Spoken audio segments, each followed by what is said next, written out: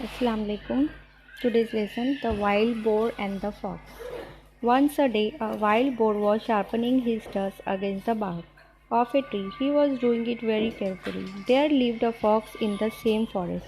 He was always looking for a chance to make fun of other animals in the forest. When he saw the wild boar, he decided to tease him. He began to walk around the trees, looking left and right, and up and down. He also began to act as he was really scared, but the boar did not pay any attention to him. He kept right on his work. At last the fox said with a grin, "Why are you doing that? I tried very hard, but I did not see any hidden enemy or danger." "True," replied the boar.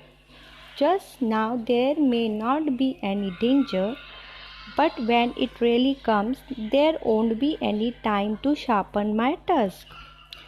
My weapons have to ready for use then.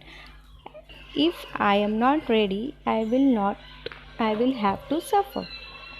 This story tells us that it is best to be prepared. Don't leave things to be done at the last minute.